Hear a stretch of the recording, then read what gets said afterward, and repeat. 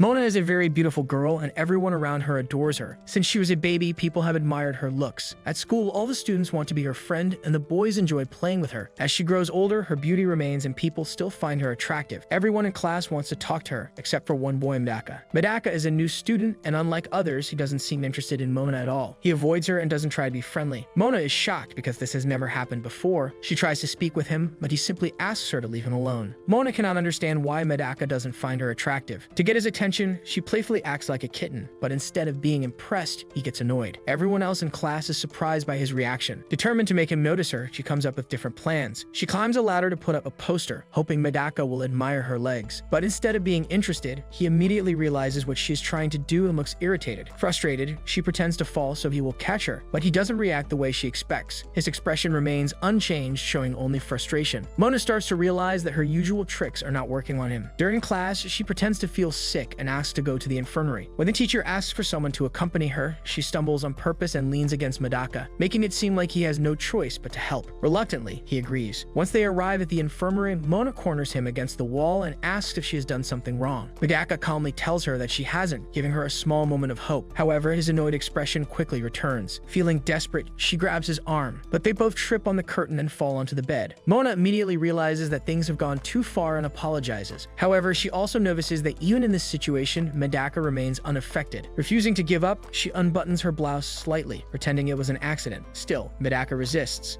Frustrated, she throws a tantrum, accidentally causing the mattress to collapse, making both of them fall. For the first time, Medaka shows concern and asks if she is hurt. Mona feels something strange in that moment, but quickly remembers her blouse is still open. Embarrassed, she reassures him that she is fine. He helps her up and tells her they should return to class. Before leaving, he advises her to save such moments for someone she truly cares about, implying that person might not be him. Mona is left speechless. She has always been in control, but now, for the first time, she feels uncertain. Back in class, she thanks Medaka for his help, but something inside her feels different. When he finally looks at her, she finds herself unable to meet his gaze. She feels embarrassed, confused, and frustrated. Resting her head on her desk, she silently vows to make him fall for her no matter what. The next morning, she arrives at school and is greeted warmly by her classmates. She notices Medaka walking down the hallway, finally wearing the school uniform properly. She makes a comment about it, and he responds briefly before walking away. As he passes by a group of girls, one of them, Asahi, blushes at the sight of him, but tries to hide it. During gym class, Mona stretches, catching the attention of many boys, but her focus remains on Medaka. She hopes he will admire her toned body, but he doesn't even glance at her. Annoyed, she calls out to him, asking him to stretch with her. He ignores her, which irritates the other students. When the coach announces the teams, Mona thinks of another plan. She recalls Medaka's words about saving special moments for someone meaningful, but she convinces herself that all that matters is making him like her. After the game, she wipes sweat from her body in a way that highlights her toned figure, expecting Medaka to react. The other boys are excited, but Medaka simply mutters something and walks away. Curious, Mona follows him to the water fountains. She notices that he avoids looking directly at her, which she takes as a good sign. Just as she is about to leave, she turns on the faucet for a drink. At that moment, Medaka finally looks at her but quickly turns away, slightly blushing. Excited that she has finally caught his attention, she accidentally blocks the faucet with her hand, causing water to splash all over her. Her shirt gets completely soaked, and she screams in panic, trying to cover herself. To her surprise, Medaka removes his shirt and hands it to her so she can cover up. She blushes as she notices his well-built physique. Without saying much, he walks away and Mona quietly thanks him. She realizes this is the first time he has shown kindness toward her. As she stands there, she thinks to herself that this is what a perfect moment should feel like. Meanwhile, a girl hidden behind a door watches everything. Later, Medaka remembers that he left his shirt with Mona and realizes it might still have his scent. Two boys approach him and ask why he treats Mona so coldly when she puts in so much effort to impress him. Medaka takes them to a park and reveals the true thief is the heir to a temple dedicated to cats and is forbidden from getting too close to girls because of his responsibilities. He further explains that he has never had a girlfriend because his village was full of elderly people and goats, making it impossible for him to understand how to interact with girls. The boys finally understand his behavior. Medaka admits that he has only seen girls as beautiful as Mona on television, and now being surrounded by so many of them, he finds it difficult to stay focused on his duties. The boys suggest that he should at least try to be nicer to her. Medaka considers their words but fears that if he lets his guard down even a little, he will fall for her. For a brief moment, he imagines what it would be like to date her, but he quickly shakes the thought away and recites a phrase to clear his mind. He reminds himself that he transferred to this school to become stronger and more disciplined. The next day, Mona returns Medaka's shirt freshly washed. He tells her it wasn't necessary, but she playfully asks if he wanted to keep it with her scent. Medaka struggles to maintain his composure, realizing that Mona is becoming the biggest test of his self-control. In the school's art room, several boys gather around, eagerly watching Mona pose as Medaka sketches her. They admire her beauty, but she doesn't pay them any attention. Medaka, however, avoids looking at her directly, concentrating only on his drawing to keep his mind clear. Mona notices this and feels annoyed. To tease him, she jokes that he should make the most of this rare opportunity to draw her. She even pretends to suggest posing without clothes, which causes a boy nearby to react dramatically out of jealousy. But Medaka remains unaffected, and his indifference frustrates her even more. The other boys continue complimenting her, but she is determined to make Medaka acknowledge her. Mona comes up with a plan. Since their project requires them to draw at each other, she decides to use her charm to distract him. Remembering how he couldn't look away when she got wet, she strikes a pose she thinks will make him flustered. However, Medaka stays focused on his work, refusing to be distracted. No matter what she tries, he remains calm. This irritates her. Meanwhile, another girl in the class keeps staring at Mona instead of working on her own drawing. Mona scolds her, telling her to focus. As Mona continues posing, she realizes her classmates are more interested in her than Medaka is. She asks him what part of her he is drawing, and he replies that he is working on her neck. His answer unexpectedly makes her feel strange. She imagines him looking at her in a way she never considered before. Feeling overwhelmed, she quickly runs to the bathroom to clear her thoughts. Later, the boys admire Medaka's drawing, impressed by how detailed it is. They ask him what he plans to do with it, but he simply tries to keep his focus. Meanwhile, at the library, Medaka looks for a book when Mona reaches for the same one. She playfully suggests they read it together, calling it fate. Medaka quietly hands her the book and walks away, mumbling a prayer under his breath. When their hands accidentally touch, he feels unsettled but quickly suppresses his thoughts. Mona, left alone, tries to understand Medaka's behavior. Then she notices the girl from the art class, Haruno, watching her again. When Mona looks back, Haruno quickly runs away, looking nervous. This makes Mona curious. She starts to wonder if Haruno has feelings for Medaka. She recalls how Haruno kept staring earlier, and at that moment, Medaka was with her. Mona assumes Haruno must like Medaka and sees her as a possible rival. Determined to get Medaka's attention, Mona starts observing Haruno closely. She thinks Medaka might prefer quiet, studious girls like Haruno instead of someone like her. To test her theory, she changes her behavior, acting more reserved and even wearing glasses to appear intellectual. As soon as she does, the boys in the library shower her with praise, even though she is breaking the library's no-food rule by sipping tea. Medaka notices the change and briefly thinks Mona looks cute in glasses, but he quickly lowers his gaze to avoid distraction. Seeing this, Mona lightly taps his leg with her foot, sending a small shiver through him. Hoping to make him flustered, she asks for his opinion, but Medaka suddenly stands up and firmly tells her to stop. Once again, her plan fails. Haruno watches everything with great interest, and Mona is now sure that Haruno has deep feelings for Medaka. Mona starts secretly following Haruno to learn more about her. She finds out that Haruno is genuinely kind, always helping others by watering plants and cleaning the classroom. At first, Mona dismisses these things, but later in the locker room, she sees Haruno changing and realizes that Haruno has a well-proportioned figure too. When the other girls compliment Haruno's beauty, Mona feels uneasy. For the first time, she wonders if Haruno might actually have an advantage over her. Frustrated, Mona goes for a run to clear her mind. While jogging, a boy hands her a book she had requested earlier. She thanks him with a warm smile, and he immediately looks happy. At that moment, she realizes she has never spoken to Medaka in such a kind and gentle way. Inspired, she decides to try a different approach. Later, Medaka rests on the school rooftop when a handkerchief drifts toward him. He catches it, and Mona appears, thanking him for picking it up. She tries to charm him by showing her appreciation and complimenting him. She wants to confess her feelings, but the words won't come out. Just as she is about to say something meaningful, a gust of wind lifts her skirt. Embarrassed, she panics, and instead of confessing, she blurts out that she finds Medaka disgusting. Medaka, confused, assures her that he didn't look under her skirt. Frustrated, Mona decides to postpone her confession and leaves. A month passes, and Mona still hasn't made any progress in making Medaka fall for her. Her frustration grows when the school selects students for the festival committee. Haruno is chosen first, followed by Mona. Although Haruno seems happy to work together, Mona secretly resents her. As they discuss festival activities, they consider options like a cafe, a play, or a haunted house. When Haruno asks what Mona's old school did, she mentions they had a costume cafe. Haruno excitedly imagines Mona in an adorable oversized outfit, but Mona immediately rejects the idea, not wanting to hide her figure. As they spend more time together, Mona notices that Haruno seems unaware of their competition for Medaka. When Mona's pen runs out of ink, Haruno cheerfully lends her one. Then Haruno's phone rings, and she quickly hides the screen. Mona becomes suspicious and demands to see it, but Haruno refuses and runs away. Curious, Mona chases her, determined to find out what she's hiding. Haruno shouts that Mona will hate her if she sees it. Mona promises she won't only if Haruno stays away from Medaka. Mona tackles Haruno, making the phone fall to the ground. She picks it up and is shocked to see that Haruno's wallpaper is a picture of her, not Medaka. Haruno panics and starts crying, begging Mona not to hate her. She confesses that she has admired Mona since the entrance ceremony. She secretly took pictures of Mona, obviously not in a creepy way, just about 300 of them, because she thinks Mona is amazing. Mona is relieved to learn that Haruno isn't interested in Medaka. That means she doesn't have to compete with her. She calls Haruno and reassures her that it's okay. However, during the chase, Mona had accidentally confessed her feelings for Medaka. To cover it up, she quickly lies, saying she was talking about a fish named Medaka. But Haruno doesn't believe her. Having observed Mona for a long time, Haruno understands her feelings. She offers to help Mona win Medaka's heart. Ironically, Mona finds it annoying when someone ignores her protests. Deep down, she realizes she might actually need Haruno's help. The next day, students are busy preparing for the school's cultural festival. Mona helps with the preparations, but Haruno keeps coming back to talk to her. At first, Mona answers normally, but as Haruno continues, she starts giving short replies. While working, Mona's eyes wander toward Medaka, who stays focused on his tasks. She realizes she is paying more attention to him than she expected. Haruno excitedly tells her that the festival is the best chance to impress him. Mona quickly denies having any feelings for him and changes the subject. She recalls the time she told Haruno to take her hands off Medaka and understands that Haruno completely misunderstood her. Her goal is only to make Medaka fall for her, but she has no idea what comes after that. After school, Mona and Haruno go shopping for festival outfits. While browsing, Haruno tells Mona about an old legend connected to the school's festival. She explains that there is a bridge called the Bridge of Love. If two people hold hands while crossing it during a festival, they will be bound together forever. Mona is confused, but Haruno seems hopeful about crossing the bridge with Medaka. Again, Mona denies liking him, but before she can continue, a teacher calls Haruno for another task. Left alone, Mona thinks about how to prove to Haruno that she does not like Medaka. She decides the fastest way is to make him fall for her. Determined, she starts trying on different outfits, hoping to find one that will make her look the most attractive. After multiple failures, she finally picks one she believes is perfect. But when she looks in the mirror, she realizes it is a revealing bunny costume. Feeling awkward, she considers changing, but before she can, Medaka walks in and sees her. His face turns red as he quickly looks away. Embarrassed, Mona explains that she is just trying on outfits for the festival committee. Medaka stammers that he only came to drop off some papers. He tries to leave, but before he can, Haruno's voice gets closer. Mona panics knowing she cannot let Haruno see her like this while alone with Medaka. Without thinking, she pulls him into a wardrobe. Inside the small space, they are pressed close together and Mona's heart starts racing. She tries to stay calm, hoping Medaka does not notice. Medaka, meanwhile, struggles to stay focused, breathing heavily in the tight space. His breath tickles Mona, making her want to laugh, but she holds it in. Outside, Haruno picks up the fallen papers, confused about how they got there. A moment later, the teacher calls her again, allowing Mona and Medaka to step out of their hiding spot. Mona lets out a sigh of relief, realizing they just shared an unexpectedly close moment. She wonders if this will be enough to make Medaka fall for her, but he stays serious as always. She regrets choosing such a revealing outfit, thinking it was not cute at all. However, before leaving, Medaka quietly tells her that she looks cute but should wear something less revealing. His words make Mona's heart pound, leaving her confused about her feelings. Embarrassed by his own comment, Medaka quickly exits, crossing himself as if trying to clear his mind. The next morning, Mona arrives at school with confidence. Since Medaka called her cute, she believes she is close to making him fall for her. However, when she talks to him, he acts the same as before. When the festival begins, the girls wear bunny ears, but this time their outfits are modest. They start baking cupcakes to sell. After a while, Mona is asked to take a break. She invites Medaka to join her, but he insists on working. Concerned that he might be hungry, Mona offers him a small bite of bunny cake. Medaka eats a piece, saying it is enough for him. However, another classmate scolds him for eating food meant for customers. Watching this, Mona realizes that just because he called her cute, it does not mean she has won him over. In fact, he seems to be avoiding her even more. She assumes he is just embarrassed about his own words. Haruno later asks Mona and Medaka to help advertise the cafe. As they walk, they pass by a haunted house. Mona hesitates, feeling nervous, but she notices Medaka looking excited. Realizing that he wants to go, she convinces herself it will not be too scary. However, once inside, she regrets her decision. The decorations and atmosphere feel too real. Medaka, however, enjoys the spooky details. While walking, Mona's skirt gets caught on a decoration and she struggles to free herself. Medaka quickly covers his eyes to avoid seeing anything inappropriate. Panicking, Mona rushes out of the haunted house, shouting that she hates such places. Meanwhile, Haruno stays in the kitchen, hoping Mona and Medaka are getting closer. Despite feeling embarrassed, Mona refuses to give up. She takes Medaka to eat crepes. While eating, Medaka points out some cream on her cheek. Hoping to tease him, she asks him to wipe it off for her. But before anything happens, a bird swoops down and steals her crepe. The sudden event helps Medaka escape the situation. Later, they watch a stage performance, but Mona struggles to see. She asks Medaka to lift her so she can get a better view. However, when she turns to thank him, she realizes that the person lifting her is not Medaka. As they continue exploring, they stop to play with balloons. Mona's balloon pops while Medaka stays intact. Feeling frustrated that her attempts are failing, Mona realizes the festival is ending soon. She remembers Haruno's words about the Bridge of Love. If she and Medaka cross it while holding hands, it might make him fall for her. Meanwhile, in another part of the festival, someone accidentally burns the bunny cake, causing chaos. Elsewhere, Asahi, another student, feels disappointed that she did not get to spend time with the people she wanted. As the festival reaches its end, Mona remains determined. She believes crossing the bridge with Medaka is her last chance. However, deep down, she starts questioning her own feelings. She keeps telling herself that she's only doing this for fun, but her reactions to Medaka's words suggest something different. While she continues pushing forward with her plan, she cannot ignore the fact that her heart beats fast faster whenever he is near. Mona stands on the bridge of love, watching couples hold hands and share sweet moments. She is surprised by how deeply in love they all seem. As she and Medaka stand together, a couple nearby assumes Medaka is her boyfriend. Mona remembers Haruno teasing her about having feelings for Medaka, even though she always denies it. She starts to realize that other people might think the same thing. Medaka suggests they return to the classroom, but Mona sees an opportunity. She decides to promote their cafe to the couples on the bridge, using the situation to her advantage. She explains the legend of the bridge to Medaka and playfully grabs his hand, hoping to see a reaction. However, Medaka stays calm and refuses to go along with her idea. He turns to leave on his own, so Mona pretends to stumble, forcing him to help her. Instead of offering his hand, Medaka lifts her by her arms, making sure to avoid touching her hands and ignoring the bridge's romantic legend. Despite this, Mona realizes she is feeling something new whenever she is around him. Determined to stay longer, she follows him, but before she can convince him, two classmates approach them, asking for help at the cafe. The place is packed with couples and they need more hands. Mona does not want to leave the bridge yet, but she cannot find an excuse, so she follows them back, feeling frustrated. As the festival ends, she regrets missing her chance to cross the bridge with Medaka. Seeing her disappointment, Haruno decides to help by assigning them a task together. As they move desks, Mona stays quiet, feeling discouraged. Medaka also remains silent, making things even more awkward. To break the silence, she asks if he enjoyed the festival, but immediately feels silly for asking. She remembers all of her failed attempts to get closer to him and feels even worse. While lost in thought, she accidentally bumps into a box, causing it to tip over. Medaka reacts quickly, grabbing her hand to stop the box from falling on her. Without realizing it, they are now standing on the bridge of love. Medaka quickly pulls his hand away, reminding himself that the festival is over, so the legend should not count anymore. Mona, however, blushes at the unexpected moment. Trying to distract himself, Medaka focuses on fixing the fallen boxes. Finally, he answers her question, saying he enjoyed the festival. It was his first time participating and he thinks he did well overall. The next morning, Haruno notices many new couples at school and believes the festival helped bring them together. Mona agrees but avoids mentioning her own experience on the bridge. When Haruno asks her about it, she quickly changes the subject. However, when Medaka walks by, Mona's heart races and she instinctively hides. Realizing how silly she is acting, she gathers her courage, greets him, and then heads to class with her friends. Later, one of the boys suggests they go bowling after class to celebrate the festival's success. Mona happily agrees and Haruno joins as well. At the bowling alley, Mona impresses everyone by scoring a strike. She looks at Medaka, hoping he noticed, then high-fives her friends. When it is Medaka's turn, he hesitates for a moment, recalling the time he held Mona's hand. Mona also remembers and feeling awkward, quickly pretends her shoelace is loose. She rushes off to fix it, avoiding another embarrassing moment. Medaka, now deep in thought, realizes he has never held a girl's hand before. The memory keeps replaying in his mind, but he quickly pushes it away, reminding himself to stay focused on his values. When Mona returns, she sits next to him. Hearing him drink soda, she playfully asks for a sip, knowing it would be like sharing an indirect kiss. Medaka hesitates, realizing his lips just touched the bottle. Mona, trying to act casual, takes a sip anyway and jokes about it being an indirect kiss. Medaka, staying serious, refuses to drink from the bottle again, leaving Mona feeling a little disappointed. When it is Medaka's turn again, he struggles with his throw, still distracted by what just happened. The next day, Mona arrives at school wearing her winter uniform and many students compliment her. She notices Medaka is still wearing his usual uniform and tells him to switch to his winter sweater since everyone else is doing it. Playfully, she hides her hands in her sleeves, looking even cuter to her classmates. Medaka, however, remains unaffected. He says he does not feel cold, so he does not see the need to change. Frustrated by his indifference, Mona pouts and returns to her seat. Later, Medaka receives a message from Shu, asking to meet him privately. Shu questions him about why he treats Mona so coldly. Medaka tries to explain his strict beliefs, but Shu interrupts, telling him that he does not have to fall in love with Mona, but he should at least treat her better. He points out that Mona always tries to be kind to him, yet he keeps pushing her away. Yuzuru also speaks up, reminding Medaka that being polite does not mean going against his principles. As Medaka heads back to class, Haruno stops him, expressing her frustration over how badly he treats Mona. She argues that Mona always does her best for him, yet he remains distant and cold. Their conversation draws attention, and their classmates mistakenly assume they are having a lover's quarrel. Not wanting to cause more rumors, Haruno ends the discussion and walks away. Inside the classroom, Medaka sees Mona helping a teacher organize some papers. Watching her kindness, he realizes she is simply a good person. The next day, she forgets her book and Medaka, still reflecting on her actions, offers to share his. Excited, Mona moves her desk closer, but her sudden movement startles him. Instinctively, he shifts his desk away, as if avoiding her. Shu and Yuzuru, watching the scene, silently criticize him. Realizing his mistake, Medaka quickly corrects himself, moving his desk closer again and explaining that she just surprised him. Seeing this, Shu, Yuzuru, and Haruno feel relieved. Medaka decides he will not fall in love with Mona, but he can at least start treating her better. Meanwhile, Mona, happy with this small change in his attitude, smiles brightly. Haruno, seeing her genuine happiness, secretly takes a picture of her glowing expression. Mona wakes up to a cold and rainy morning. She looks in the mirror and frowns at her frizzy hair, which always gets worse in wet weather. She takes extra extra time to straighten it, even though she knows it won't last long. She also dislikes that her favorite loafers get soaked in the rain, but she has no choice but to wear them. Despite the gloomy weather, she surprisingly feels cheerful today, which is unusual for her on rainy mornings. Everything seems to be going her way. As she walks outside, holding her pink umbrella, she remembers something Medaka said to her. A smile appears on her face. She feels like for once, she has the upper hand. Just then, she notices Medaka standing by the side of the road. Seeing him makes her heart race. She approaches him and asks why he doesn't have an umbrella in such heavy rain. Medaka looks a bit uncomfortable around her, which is unusual. Normally, he acts arrogant, but today, he is much quieter. Medaka explains that he saw a family of stray cats and gave them his umbrella. Mona finds this sweet and tells him so. Without waiting for his response, she insists that they share hers. Medaka hesitates, but Mona grabs his arm and pulls him closer under the umbrella. Remembering his friend's advice to be nicer to her, he doesn't argue. Instead, since he is taller, he takes the umbrella from her and holds it himself. They walk in silence, and Mona enjoys the moment. The umbrella is small, and Medaka's shoulder gets wet. Mona moves closer to cover him more, and since he doesn't react, she assumes he doesn't mind. She then places her hand over his as he grips the umbrella. Medaka, feeling uncomfortable, tries to create space between them, but Mona keeps moving closer. He steps away again, only to almost bump into a metal pole. Frustrated, he sighs while Mona tells him to move closer to avoid hitting it. When they reach the school, they are both slightly wet from the rain. They decide to enter through the back entrance, where there is more shelter. As they pass by the gym, they notice a group of girls playing basketball. One of them, Asahi, stands out. She takes a shot, and her teammates cheer for her. Medaka praises her skills, and Mona hears some students whispering about how talented Asahi is despite being a freshman. Mona gets distracted by the game and accidentally drops her umbrella. The sound makes everyone turn toward her, including Asahi, who is dribbling the ball. She looks up, sees Medaka, and suddenly loses balance, falling face first onto the floor. The ball she was holding flies toward Mona, but before it can hit her, Medaka quickly blocks it with his hand. Asahi stands up and apologizes to Mona. Mona, feeling bad, also apologizes, but Asahi surprises her by agreeing and saying that Mona shouldn't have been standing there. She suggests that if Mona wants to watch, she should sit on the benches instead. Some of Asahi's teammates scold her for being rude to a senior, but Asahi ignores them. Mona, not wanting to argue, just nods and turns to leave, but Asahi grabs her arm, saying she has something to ask. Mona hesitates but follows Asahi to the side of the gym. Asahi asks what is going on between her and Medaka. She seems curious about him and wants to know if they are dating or if Mona likes him. Mona denies everything, but Asahi doesn't believe her. She points out that they arrived together and shared an umbrella. Asahi starts to get irritated, but before she can say more, her teammates pull her away, telling her to stop bothering Mona. As Mona and Medaka continue walking to class, Mona tells him about Asahi's questions, but Medaka seems confused. He doesn't even know who Asahi is. Mona wonders how Asahi knows his name if he doesn't know hers. Then, she realizes maybe Asahi has feelings for Medaka. Before entering the classroom, Medaka sneezes. His wet clothes must have made him cold. He decides to go change, leaving Mona alone with her thoughts. One of Mona's friends takes a picture of her, and then starts talking about Asahi. She explains that Asahi isn't just pretty, she's famous. She's the basketball team's star player, has been in the news, and is also at the top of her class. Some other girls join the conversation, saying that Asahi is cool and confident,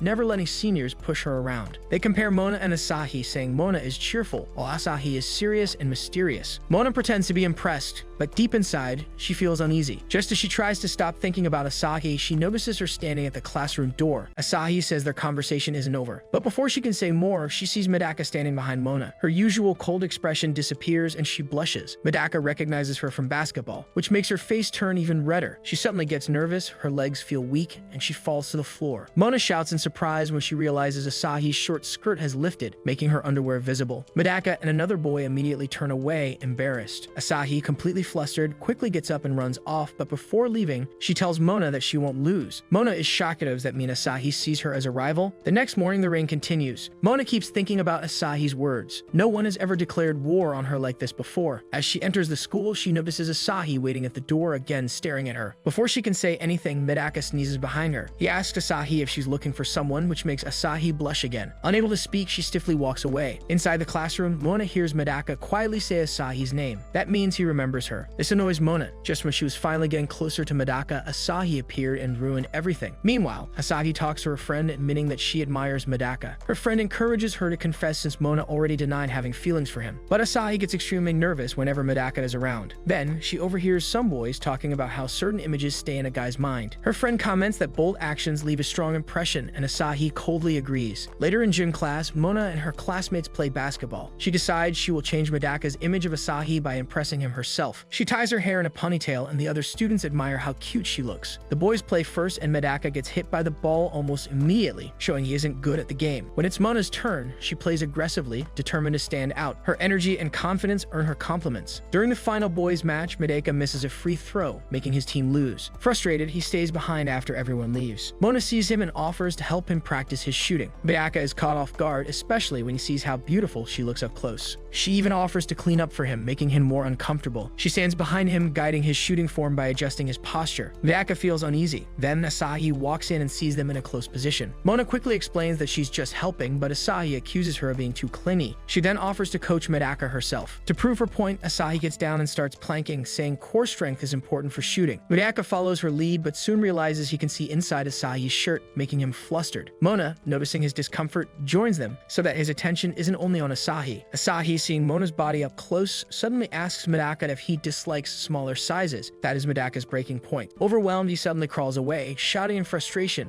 leaving both girls speechless. Later, Asahi sits by the stairs, covering her red face, realizing she may have gone too far. Meanwhile, Mona runs outside into the rain, feeling frustrated. Sitting in class, she realizes that everything she was looking forward to is suddenly falling apart. Mona looks at Medaka's empty seat and feels disappointed. Her classmates talk about how strange it is for him to miss class. They assume he must be sick after the physical training from the day before. They remember how he left his things in the gym and ran off, thinking that might have made him unwell. Mona thinks back to yesterday, especially how she and Asahi kept trying to get Medaka's attention. She wonders if sharing an umbrella with him in the rain made him sick. Her classmates decide to visit Medaka, knowing he lives alone and might need help. At the same time, Asahi also hears about his sickness and feels responsible. Her friend tells her to go see him since she has no practice after the tournament. Meanwhile, a group of boys talks about a girl's cosplay, and while Asahi disagrees with their comments, her friend says that different outfits can show a new side of someone. As Medaka's classmates walk toward his house, Mona secretly follows them. She wears sunglasses as a disguise, wanting to find out where he lives. When they reach his house, she hides and waits for them to leave so she can visit him alone. To her surprise, Asahi suddenly appears next to her. Asahi confidently says she is there to check on Medaka. Mona, keeping her emotions in check, asks if she lives nearby, but Asahi makes it clear she is there because she cares about him. She also reminds Mona that since she is not dating Medaka, she has no reason to stop her. This annoys Mona, but she stays calm. Asahi then questions why Mona is even there if she does not like him. Inside, Medaka's friends see that he is not too sick, so they do not stay long. Once they leave, Asahi and Mona ring the doorbell. Medaka, wearing pajamas and a face mask, looks surprised to see them. He asks Mona how she found his house, but she avoids the question. Asahi shyly greets him, and before he can say anything, both girls invite themselves inside. Medaka panics, not used to having girls in his home. Knowing they now realize he lives alone makes him even more nervous. He almost loses his balance but quickly recovers. He insists he does not need help but tells them to leave. Mona steps forward and touches his forehead to check his temperature. Medaka turns even more anxious. Realizing he has a fever, Mona declares she will stay until he recovers. Asahi immediately agrees and decides to stay too. Inside his room, they both notice how clean and fresh it smells. Asahi gives Medaka a bag full of things to help him feel better. She tells him to rest while she and Mona prepare food. Mona makes porridge while Asahi cuts an apple into decorative shapes. However, Asahi struggles with the knife and Mona advises her to practice more. Both girls bring their food to Medaka, hoping he will like it. When Mona tries to feed him, Medaka refuses and says he can eat on his own. Asahi then places a cooling pad on his forehead, which Mona copies by adding more. Soon, Medaka's face is covered in cooling patches. Overwhelmed, he takes them off, but the girls continue competing for his attention. Mona then puts on a nurse costume, adjusting it to highlight her curves. She takes out a thermometer in a playful way and kneels in front of Medaka, ready to check his temperature. Before she can continue, Asahi enters the room wearing the same kind of costume. Mona immediately realizes Asahi took the spare one she brought. Asahi sits beside Medaka and places a stethoscope on his chest, making Mona furious. Asahi is not only taking Medaka's attention, but also copying her idea. After a while, Medaka falls asleep, and the two girls finally take a break from competing. They move to the kitchen and talk. Mona comments that Asahi seems more comfortable around Medaka now. Asahi admits she still feels nervous, but having competition makes her try harder. Mona asks why she is so determined, and Asahi confesses that she likes Medaka. Mona does not believe that is the only reason. She thinks Asahi, being one of the most admired girls in school, would not go through all this effort just because of a crush. Asahi insists that her feelings are real. She even pictures holding hands or kissing Medaka. Realizing she said too much, Asahi quickly leaves to buy drinks. Mona stays in the room, sitting beside the sleeping Medaka. She thinks about Asahi's words and how love can make people act differently. Suddenly, Medaka sits up and hugs her tightly in his sleep. Mona freezes in shock. Meanwhile, Asahi, on her way to buy drinks, remembers the first time she met Medaka. She never believed in love at first sight, but when she bumped into him and he helped pick up her things, she felt something special. She knew at that moment that she had fallen for him. Back at the house, Medaka continues hugging Mona. She She realizes he is still asleep and not aware of what he is doing. Then he mumbles a Namtama. Mona is confused. She carefully lays him back down and looks at his face. Her eyes move to his lips, and she remembers Asahi's words. She wonders if she should kiss him, but quickly stops herself, realizing it is not right. Just then, Asahi returns and accuses Mona of trying to take advantage of Medaka. They go outside to talk so he can rest. Asahi, frustrated, tells Mona that she is clearly in love with Medaka, no matter how much she denies it. She points out how deeply Mona looked at him earlier. Mona finally admits that she only wants Medaka to like her because he refuses to. Asahi understands right away Mona is used to being admired by everyone except Medaka. That makes her want him even more. However, Asahi also thinks Mona does not fully understand her own feelings yet. After a moment, Asahi suggests they leave once Medaka gets better and promises not to tell anyone what Mona said. That night, Medaka wakes up and finds the food and a note from both girls. The next day, Mona sits in class feeling bored. She secretly hopes Medaka will return. Asahi, sitting beside her, says she is worried about him. Mona finds this annoying, but Asahi keeps teasing her. Two boys greet Mona and ask why Asahi is in their classroom. Mona wants to keep things private, but Asahi casually reveals that they visited Medaka together. Mona, caught off guard, pretends she ran into Asahi by accident. Meanwhile, another girl, Haruno, watches from afar. She also has feelings for Medaka and finds it strange that Mona and Asahi are acting like friends. This makes her want to get closer to Mona. However, she has never even called Mona by her first name, and now someone else is getting close to her. As they talk, Medaka suddenly enters the classroom. He still looks a bit pale, but assures them he is fine. He thanks them for checking on him. Asahi greets him warmly, and he responds, making Mona immediately annoyed. After saying hello, Asahi quickly leaves, leaving Mona frustrated. Medaka sits beside Mona and tries to talk, but she anxiously avoids him. Whenever he speaks, she finds excuses to escape. At one point, she even runs away, only to bump into him again. The impact makes her dizzy, and as she tries to move, she faints. Mona wakes up in a hospital room, confused about what happened. Medaka is sitting beside her. He explains that she fainted because she has a fever. She touches her forehead and realizes he is right. Medaka gets up, telling her to wait for the nurse. Before he leaves, she thanks him and asks if he carried her there. Instead of answering, he simply says it is probably his fault she got sick. He also thanks her for staying with him the previous day. That was all he wanted to say. As Medaka leaves, Mona blushes. She wonders how he might have carried her. In a noisy classroom, Medaka's friends come up with a mischievous idea. They take his phone and change the lock screen to a nearly nude woman, thinking it will help him become less flustered by such images. However, Medaka cannot handle it at all. Frustrated, he grabs his phone and storms out of the room. Standing in the hallway, he quickly deletes the picture, deciding he does not want such things on his phone. At the same time, Haruno scrolls through her phone, selecting a picture of Mona to send to Medaka. As she focuses, Mona approaches and curiously asks what she is doing. Haruno casually explains that Asahi, Mona's biggest rival, has been visiting Medaka's classroom frequently. Since Haruno sees herself as Mona's friend, she considers Asahi a rival too. To counter this, she wants to make Mona Medaka's lock screen. Mona never thought about being on Medaka's lock screen, but the idea amuses her. However, when she sees the picture Haruno picked, she turns red with embarrassment. She finds the image ridiculous and begs Haruno to delete it. Just as Haruno is about to erase it, her phone dies. She apologizes, leaving Mona to deal with it herself. Determined to remove the picture before Medaka sees it, Mona rushes to find him. She hurries through the school, searching every corner. Along the way, students greet her, admiring her beauty. Meanwhile, Medaka struggles with his own problem, still staring at the inappropriate image on his phone. Just as he gathers the courage to delete it, a message from Haruno pops up. He hesitates to open it in public, worried that someone might see his screen. Wanting privacy, he looks for a quiet place. Unaware that Mona is searching for him, Medaka finds a secluded spot and finally prepares to delete the image. Just then, Mona spots him and rushes over. Caught off guard, Medaka stumbles back and falls, giving Mona a chance to grab his phone. She quickly deletes Haruno's message. However, when she exits the chat, she sees the inappropriate lock screen. Before she can react, Medaka hurriedly explains what happened, hoping she won't misunderstand. Without saying a word, Mona returns his phone and walks away. Medaka is left confused by her reaction, unsure what she is thinking. Meanwhile, Mona leans against a wall, lost in thought. Something about that image bothers her. To make things worse, the girl in the picture isn't even that attractive. Compared to her, Mona believes she's much cuter. Back in class, Mona watches Medaka closely, making him uncomfortable. She finds it strange that he can look at that picture without reacting, but never seems flustered around her. As she observes him, she overhears his conversation with friends. Medaka tells them he changed his lock screen back and insists they should stop messing with it. His friends groan, calling his choices boring. They joke that he should at least use a cute girl's photo. A sudden idea pops into Mona's head. If his friends mess with his phone again, another random girl might end up on his screen. Not wanting that to happen, she quickly takes a selfie and sends it to him, pretending it was a mistake. As soon as the message arrives, Medaka's friends react with excitement, loudly teasing him. However, before they can celebrate, Medaka calmly deletes the photo. Mona is left speechless. At that moment, Haruno arrives holding a small pumpkin, excited about Halloween. She wants to take pictures of Mona in a cute costume. While Mona sees this as her chance to make Medaka put her on his lock screen, she takes things further by inviting everyone to a Halloween party. The idea spreads quickly, and a classmate offers their house for the event. When Medaka is asked if he will attend, he refuses immediately. However, his friends insist, not taking no for an answer. In the end, they manage to convince him. Mona feels excited because she now has a plan. She will wear a cute costume Medaka will love, hoping this time he will finally choose her as his lock screen. The next day, Medaka and his friends wait in the city for Mona. His friends eagerly anticipate seeing her in a new outfit, but Medaka feels uneasy about it. Soon, Haruno arrives, followed by Mona. She wears a simple yet elegant costume, capturing everyone's attention. Haruno immediately starts taking pictures, showering her with compliments. Meanwhile, Medaka quietly steps back, trying to remain calm. Mona wants to know Medaka's taste in costumes. She watches his reactions carefully. Just as they are about to leave, Asahi appears dressed in casual, loose clothing. One of Medaka's friends reveals that he invited her. Normally, Asahi does not show interest in Halloween parties, but this time, she surprises everyone by saying it sounds fun. However, Mona is not fooled. She smirks, realizing Asahi must have been eavesdropping again. Despite Asahi's usual calm and distant personality, she seems different whenever Medaka speaks to her. Before she can lose her composure, the group decides to enter a costume shop. Inside, the boys and girls split up. Mona tries on various outfits, each looking stunning on her. As she searches for the perfect costume, she notices Asahi also browsing, clearly trying to impress Medaka. Confident in her own fashion sense, Mona believes she has the advantage. While Asahi and another classmate remain busy picking outfits, Mona sneaks away to eavesdrop on the boys. She hides nearby, hoping to hear what kind of costumes they like. Her patience pays off when the boys start discussing their favorite outfits for girls. She listens carefully, trying to figure out Medaka's preference. However, in her excitement, she gets too close and Medaka senses someone nearby. He turns to look toward the aisle. Panicking, Mona tries to escape but accidentally knocks over a hanger, making a loud noise. One of Medaka's friends goes to check, but she quickly hides by pulling a horse costume over her head, blending in. As she continues to listen, Medaka finally picks a costume he likes. From her hiding spot, Mona tries to see what he chooses, but the clothes block her view. Determined, she grabs the costume she thinks he picked. However, when she sees it clearly, she is shocked. It is much more revealing than expected. She cannot believe Medaka would choose something like this. Just then, a friend asks if she found her costume. Feeling pressured, Mona decides to go with the one she picked, thinking it will help her win against Asahi. Once everyone finishes shopping, they gather outside. The boys are eager to see the girls' choices. Since Halloween is all about costumes, they are excited about the reveal. Haruno goes first, wearing a cute fairy outfit with delicate wings. She looks adorable but seems shy. Asahi follows, dressed in a sleek black dress that matches her usual cool personality. She looks elegant and confident. Finally, it is Mona's turn. She steps forward, wearing a mummy costume made of bandages that barely cover her body. She feels embarrassed but stays strong, determined to impress Medaka. However, what she does not know is that Medaka never picked the mummy costume at all. He had chosen the one next to it. When one of his friends points this out, Mona is mortified. Frustrated, she quickly pulls a curtain shut, insisting this is not really her style. Later, outside the store, Mona casually claims she was only joking about the mummy outfit. She tells everyone she will reveal her real costume at the party. No matter what, she refuses to let anything ruin her plan. On the night of the long-awaited Halloween party, Mona feels excited. She carefully chooses a costume, making sure to pick the one she wanted from the store. When she arrives with Haruno and Asahi, they see that most guests are already dressed up. However, Medaka is still wearing his regular clothes. The three girls head to the guest room to change, each carrying a bag with their outfit inside. As soon as Mona puts on her witch costume, Haruno squeals with excitement, saying she looks adorable. Mona then notices something surprising. Asahi is wearing the exact same witch outfit. Meanwhile, Haruno, who originally planned to wear a fairy dress, suddenly decides to wear a ghost costume instead. She feels too shy to wear anything revealing. Just as they are about to leave the room, Mona realizes she forgot her witch hat. She quickly makes an excuse and rushes back to grab it. As she places the hat on her head, she suddenly feels a cold breeze on her back. Reaching behind, she realizes with horror that the zipper of her dress has slipped down, exposing her skin. She tries to fix it, but it only slides lower. Panic fills her, and she runs out of the room looking for help. She spots someone in a ghost costume walking by and assumes it is Haruno. Without thinking, she pulls them inside. However, she does not realize that the person is actually Medaka. He now stands frozen in the middle of the girls' changing room, completely shocked. When Mona calls him Haruno, Medaka understands that she has made a mistake. He wants to correct her, but Mona is already waiting for help. His heart pounds as he slowly reaches for the zipper, his hands shaking as he pulls it up. Mona, noticing that the ghost seems nervous, assumes Haruno is struggling inside the costume. She quickly removes the hood, revealing Medaka's flustered face. The moment she realizes her mistake, she screams in embarrassment. The party continues, but Mona is more determined than ever to make Medaka use her picture as his lock screen. Last time, he deleted her photo immediately. This time, she needs a better plan. Before she can think further, the host announces a game. In this game, each team has one boy and one girl. The boy must wrap the girl in toilet paper like a mummy, and the best wrapped one wins. Mona sees an opportunity. If she teams up with Medaka and wins, they will take a picture together, and he won't be able to delete it so easily. To pick partners, everyone must draw a number from a box. When Medaka selects his number, Mona sneaks a glance and sees that it is 8. Determined to pair with him, she rushes rushes toward the box when it is the girl's turn. However, Asahi, who overhears her whisper, also wants the same number. As they both reach for the box, someone accidentally knocks it over, sending the number 8 ball rolling away. Mona and Asahi lunge for it at the same time. Asahi is stronger, but Mona refuses to give up. Thinking fast, she calls out to Medaka, causing Asahi to look away for a moment. Seizing the chance, Mona grabs the ball. She is still embarrassed about the zipper incident, but she remains focused on winning. Meanwhile, Saomi snaps a few candid photos of her and Medaka. The game begins. Medaka starts wrapping toilet paper around Mona from her feet up, but his wrapping is too loose, causing the paper to fall off. Mona insists he do it properly, but Medaka struggles. Every time he moves closer to wrap her up, he hesitates, clearly feeling awkward. Mona notices that other teams are moving faster. Desperate to win, she grabs the toilet paper and starts wrapping herself tightly. Medaka misreads her actions, thinking she's trying to tease him again. She leaves the final wrapping to Medaka, but he can barely focus. Even the soft touch of the paper against her skin makes him uncomfortable.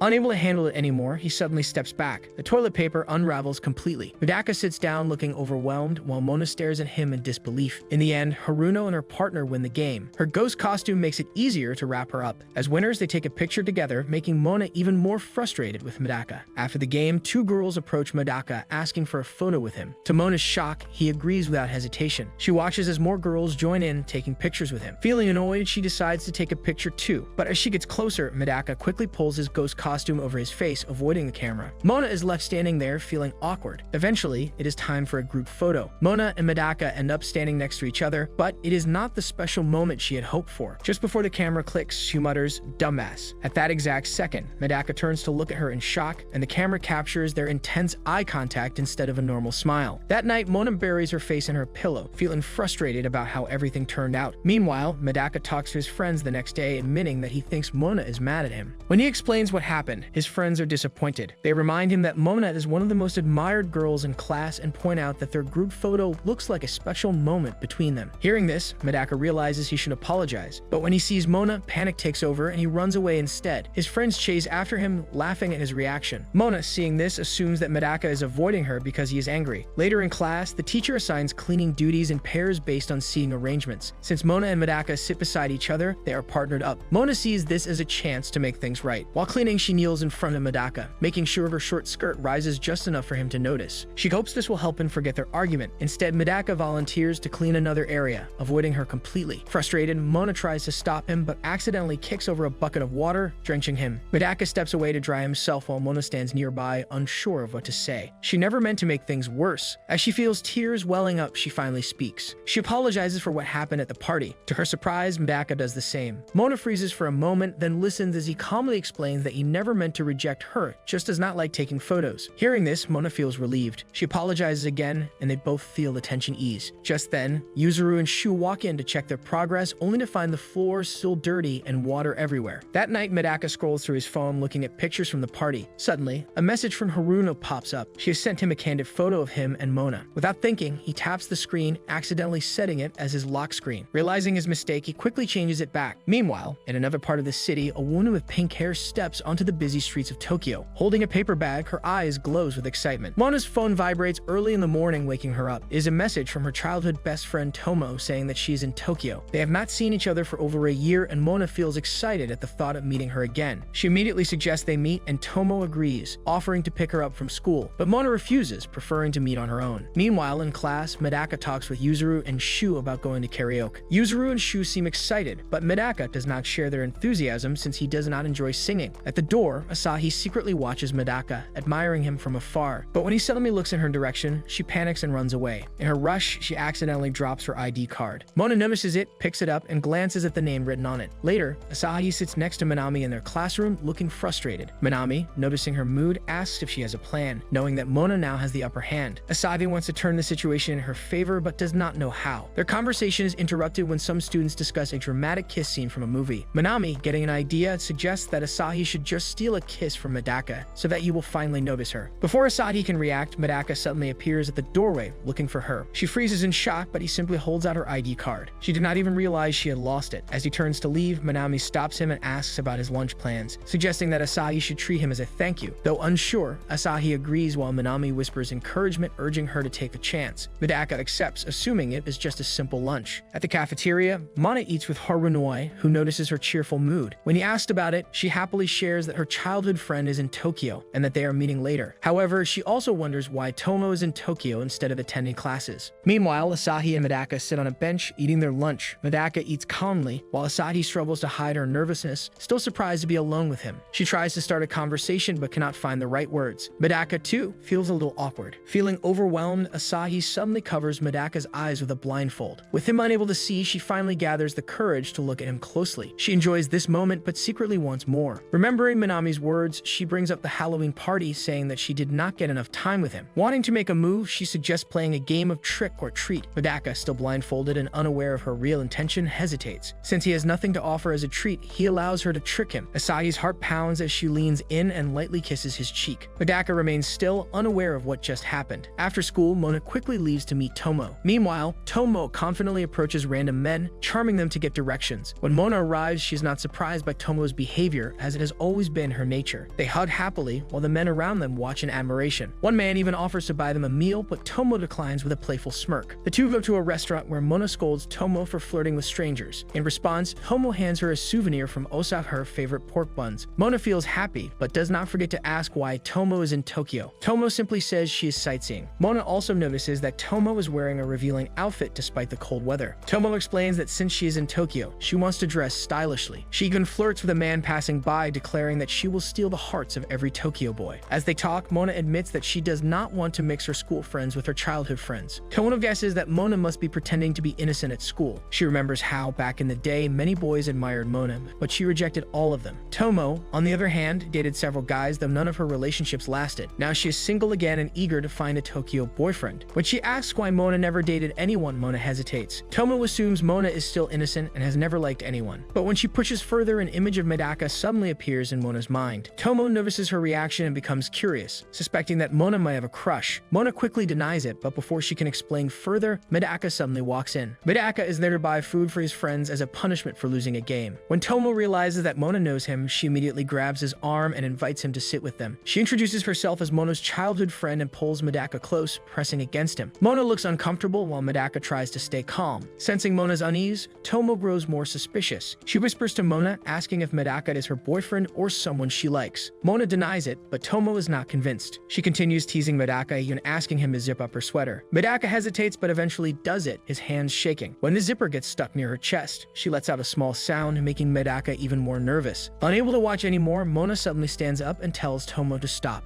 After Medaka leaves, Tomo bursts into laughter. Before they part ways, Tomo asks Mona if she likes Medaka. Mona is caught off guard and quickly denies it, but her reaction is too obvious and Tomo, knowing her well, sees through her lie. Though Mona keeps insisting otherwise, Tomo smirks and drops the subject for now. The next day, the class is busy when the teacher walks in with a new student. To Mona's shock, it is Tomo. She introduces herself with a bright smile, acting as if this was her plan all along. Medaka also looks surprised. As classmates gather around Tomo with questions, Mona stays silent, unable to process what is happening. When Tomo mentions that she and Mona are friends, Mona confirms it but feels uneasy. She asks why Tomo did not tell her about transferring, but Tomo simply says she wanted it to be a surprise. Mona gets a bad feeling that Tomo might cause trouble. Yuzuru and Shu introduce themselves and urge Medaka to do the same. But before Medaka can respond, Tomo says she already met him yesterday. She casually shares the story, making Shu jealous. Yuzuru asks about Tomo's friendship with Mona, and she playfully brags about how close they are. Then, without warning, Tomo stands behind Mona and grabs her chest in a teasing manner. The class falls silent in shock, and even Mona freezes for a moment before slapping Tomo's hands away and driving her outside. In the hallway, Mona scolds Tomo for being reckless, but Tomo just laughs, saying she used to do the same thing in the past. Mona glares at her, embarrassed. Then Tomo casually mentions that Medaka probably saw everything. Flustered, Mona finally admits her frustration. Medaka is the only boy she has not been able to charm, and it bothers her. Tomo remains unconvinced and insists that Mona has feelings for him. Mona denies it again, but when Tomo points out Medaka's flaws, Mona unexpectedly defends him, listing all the kind things he has done. Seeing Mona's reaction, Tomo is now completely sure Mona has a crush on him. Realizing that Mona has not figured out her own feelings, Tomo excitedly declares that Mona is in love. Mona is still unsure, but Tomo's words keep echoing in her mind. Before she can say anything, Tomo grins and runs back to class, leaving Mona behind, blushing and confused. The cafeteria is filled with students chatting and laughing as they enjoy their meals. In a quiet corner, Medaka sits alone, eating his food without paying attention to anyone around him. Across the room, Mona stands with Tomo, who is determined to prove that Mona has feelings for Medaka. Tomo teases her, saying that if she truly likes him, she would feel too nervous to eat while watching him. Mona quickly denies it, saying she's already finished her meal. Tomo continues pushing, suggesting that if Mona really missed Medaka, she would feel shaky. Mona confidently claims she could go 5 days without seeing him. Frustrated, Tomo sighs, but Mona firmly tells her to drop the topic. She throws away her trash and walks off, ending the conversation. Their discussion is interrupted when Asahi and Minami approach. Mona greets them casually, while Tomo's mood instantly changes. Excited to meet new people, Tomo pulls them into a hug. Asahi quickly pushes her away, uncomfortable with physical contact from someone she just met. Instead of stepping back, Tomo finds it amusing and hugs her even tighter. Meanwhile, Minami observes Mona carefully, paying close attention to her reactions. Curious, Mona asks if Minami and Asahi are friends. Minami introduces herself but keeps studying Mona. In her mind, she notes that Asahi will have to put in more effort because Mona looks stunning from every angle. Remembering their purpose, Minami reminds Asahi that they have something important to discuss. Suddenly, Asahi grabs Mona's hand and pulls her aside. She first asked about Tomo, but then she drops a surprising confession she kissed Medaka during lunch. Mona freezes in shock, unable to respond. Nearby, Tomo secretly listens to their conversation. Asahi, unaware or simply not caring, walks away. Tomo watches Mona's reaction closely, realizing that Mona's silence speaks louder than words. A knowing smile spreads across Tomo's face. She sees this as the perfect chance to make Mona accept her true feelings. Stepping out from her hiding spot, Tomo suggests throwing a welcome party and inviting Medaka along with the other girls they met earlier. Later that night, Mona sits in her bathtub, deep in thought. She dismisses the idea that Tomo might be up to something. However, she cannot stop thinking about Asahi's confession. If Asahi kissed Medaka, does that mean they are dating? Annoyed, she splashes the water. Then she remembers Asahi's exact words gave him a kiss. It makes her wonder if it was one-sided. The possibility excites her, and she kicks her feet in joy. But confusion soon follows. She tells herself that her goal is to charm Medaka, not date him. She tries to push away her emotions, thinking that Asahi can have him if she wants. Yet when she imagines them as a couple, irritation builds inside her. Frustrated with herself, she sinks her face into the water, feeling overwhelmed. The next day, Yuzuru, Shu, Haruna, Asahi, and Minami wait at the station for Mona, Tomo, and Medaka. When Mona arrives, she looks exhausted. Haruna asks if she is okay, but Mona brushes it off, pretending to be fine. In truth, she has not slept at all. She only came to make sure Asahi does not get too close to Medaka again. Asahi notices Mona's tired state and remembers that she never clarified the kiss was just on the cheek. Seeing an opportunity, Asahi decides to let Mona believe whatever she wants. Soon, Tomo arrives with Medaka. He greets everyone casually, surprising both Mona and Asahi. Yuzuru and Shu rush over, questioning why he is with Tomo. Medaka simply explains that they ran into each other. Meanwhile, Mona accidentally finds herself staring at Medaka's lips. Realizing what she is doing, she quickly looks away. Asahi hurries to greet Medaka cheerfully. Not wanting to be left behind, Mona forces herself to sound equally cheerful. The tension between them grows as they exchange sharp glances. To lighten the mood, Tomo suggests visiting a theme park. As they arrive, everyone shares stories about their past experiences at amusement parks. Medaka remains quiet, taking in the surroundings, while Mona keeps a close watch on Asahi. At the same time, Minami keeps studying Mona, and Tomo's behavior feels suspicious. Minami suggests they ride the roller coaster first. Yuzuru and Shu propose splitting into pairs. Asahi, pretending to be scared, asks to sit with Medaka. Not wanting her to get the chance, Mona also claims to be scared but hesitates to sit with Medaka herself.